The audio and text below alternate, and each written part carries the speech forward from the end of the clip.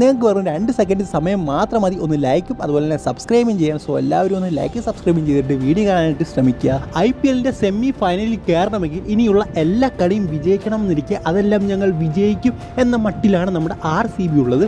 GT ഉയർത്തിയ 200 runs പിന്തുടർന്ന RCB ഏതാണ്ട് 24 ബോളുകൾ ബാക്കി നിൽക്കെ ആ ഒരു കളി വിജയിക്കുകയായിരുന്നു. 41 പന്തിൽ സെഞ്ചുറി നേടിയ നമ്മുടെ വിൽ ജാക്സും അതുപോലെ തന്നെ 44 പന്തിൽ 70 റൺസ് നേടിയ വിരാട് കോഹ്ലിയുമാണ് ഇന്നലത്തെ മത്സരത്തിലെ താരങ്ങൾ.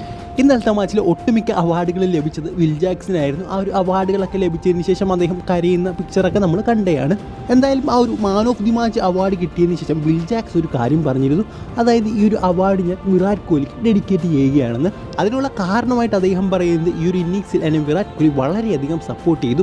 അത് എനിക്ക് സ്പിന്നേഴ്സിനെ കളിക്കാൻ വളരെ പാടായിട്ട് തോന്നി. പക്ഷേ ആ ഒരു സ്പിന്നേഴ്സിനെ നേരിടുന്ന ഡ്യൂട്ടി വിരാട് കോഹ്ലി ഏറ്റെടുക്കുകയായിരുന്നു. എപ്പോഴൊക്കെ സ്പിന്നേഴ്സ് വരുന്നു ആ ഒരു സമയത്തെല്ലാം അവരുടെ ബോൾ നേരിടുന്നത് വിരാട് കോഹ്ലി ആയിരുന്നു. അതായത് സ്പിന്നേഴ്സ് വരുമ്പോൾ കൂടുതൽ സ്ട്രൈക്ക് എടുക്കുന്നത് നമ്മുടെ വിരാട് കോഹ്ലി ആയിരുന്നു. അതായത് വിൽ ജാക്സ് നേരത്തെ തന്നെ വിരാട് കോഹ്ലിയോട് പറഞ്ഞിരുന്നു അത് എനിക്ക് സ്പിന്നേഴ്സിന് നേരാൻ കുറച്ച് ബുദ്ധിമുട്ട് തോന്നുന്നു ഈ ഒരു പിച്ചിൽ. സോ അതുകൊണ്ട് തന്നെ വിരാട് കോഹ്ലി ആ ഒരു ഡ്യൂട്ടി ഏറ്റെടുക്കുകയായിരുന്നു. അതുകൊണ്ട് തന്നെ ഈ ഒരു അവാർഡ് ഞാൻ വിരാട് കോഹ്ലിക്ക് ഡെഡിക്കേറ്റ് ചെയ്യുകയാണ് അദ്ദേഹം എടുത്തു പറയുകയും ചെയ്തു. ഇന്നലത്തെ RCBയുടെ പ്രകടനത്തെക്കുറിച്ചുള്ള നിങ്ങളുടെ അഭിപ്രായം കമൻറ്റ് ബോക്സിൽ രേഖപ്പെടുത്തുക. പിന്നെ ലൈക്ക് സബ്സ്ക്രൈബ് ചെയ്യാൻ ഒരിക്കലും മറക്കരുത്.